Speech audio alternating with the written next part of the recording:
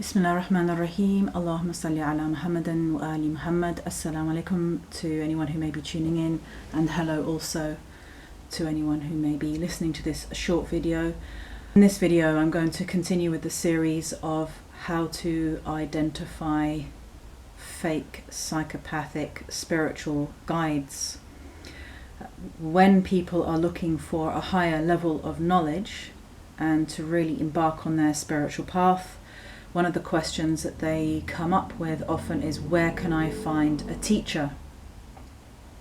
And there are many people out there claiming to be teachers, and they may even be very charismatic and have a lot of followers, but as we know, these people can often hide another side to their personality and in effect establish a cult.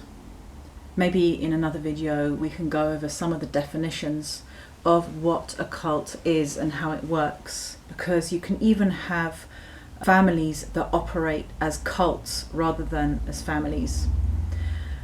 The objectives of someone who wants to gather followers around them and to have some kind of psychological power or control over their followers comes from a place within that person of desiring control over their surroundings. They are intoxicated by having control over others.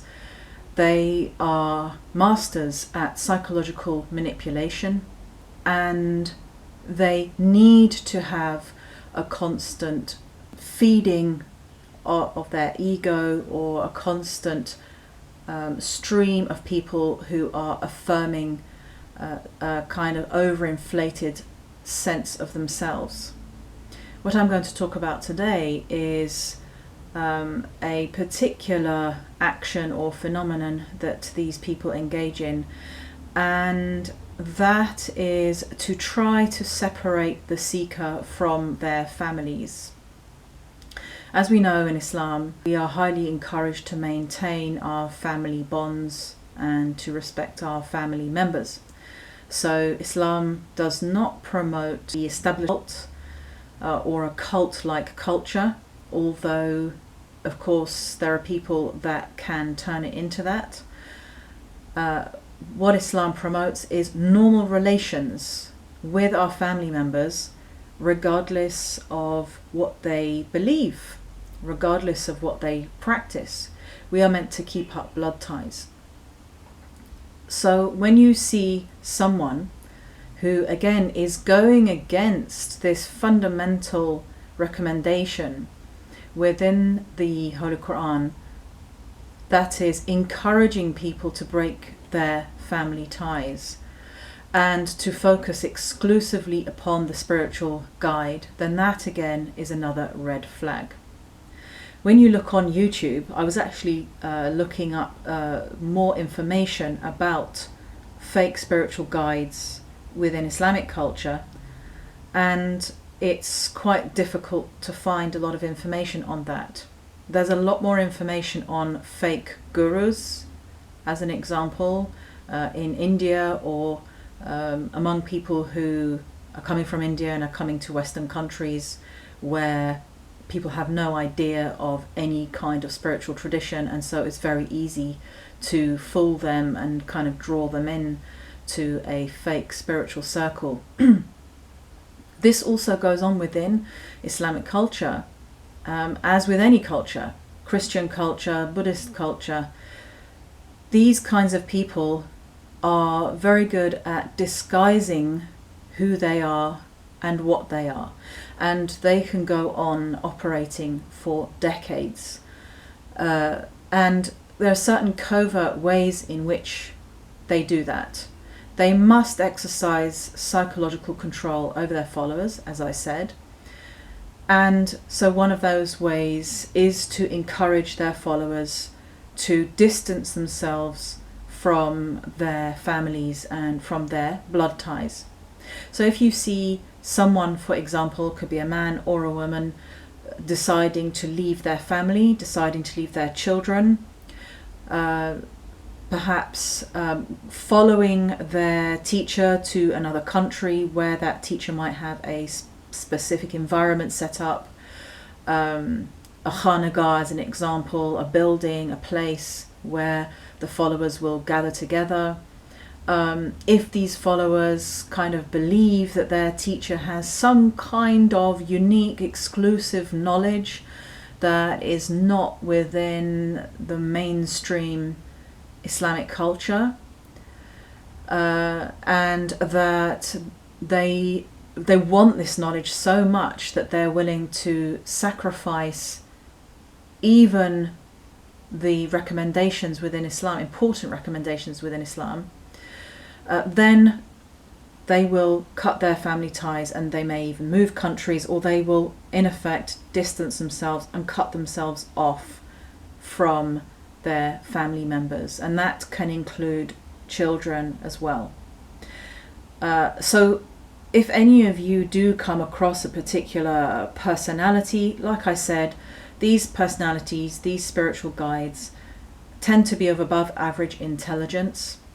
They are masters at techniques of manipulation. This is how they operate. If you are not aware of techniques of psychological manipulation, you've never come across that in your life before, then you may be a little bit bewildered by some of the behavior or the instructions of the spiritual guide. You may just generally be bewildered by the kinds of strange things that they might say or do, and not understand why they're saying and doing that, and you may try to give them the benefit of the doubt, because after all, they're supposed to be this great spiritual guide. We do have stories of so-called spiritual guides setting up isolated communities where they encouraged families to settle, and where of course they would then have even more control over their followers, or total control over their followers. And within those communities, all kinds of abuses were carried out, and this is the disturbing thing about these kinds of spiritual guides, is that they can actually get their followers, who again are often very well-read people, to agree or to comply with behavior that normally that person would not accept. This is a very interesting point in how these people, how these fake spiritual guides can get well-educated professionals to somehow give up their own will and accept certain behaviors that otherwise they wouldn't accept. These followers may even accept being publicly humiliated by this spiritual guide, as I have said. But like I said, today I'm focusing mainly on spiritual guides that encourage people to distance themselves from their families. And so if you do come across this kind of person, number one, if you come across someone, I mean, if they appear to just land from outer space, they just kind of suddenly turn up in your community, and people around them are making certain claims about how amazing they are, this isn't a cue for you to kind of join in the hype and go along without any kind of critical analysis or caution about who this person is. Like I said, especially if they've turned up in your community and you don't know anything about them, you don't know where they've come from, you don't know why they left their original community, you don't know what people know about them back home or from their original community, you don't know anything about their life, you don't know how they've treated their family members. So before you do sit in such a circle, do your investigations and try to find out more about this person. They do tend to have certain gifts, and this is again how sometimes they can hook people in. They may make use of jinns. This is one of the common things that they do to try to exercise control over their followers. They may be able to interpret people's dreams or predict the future, or perhaps even perform what look like miracles and so on and so forth. But this is by no means a sign that they are genuine or authentic. The genuineness comes within their akhlaq. Their genuineness comes in the way that they treat their followers, and also in the way that they uphold the teachings of the Ahlul Bayt alayhim salam.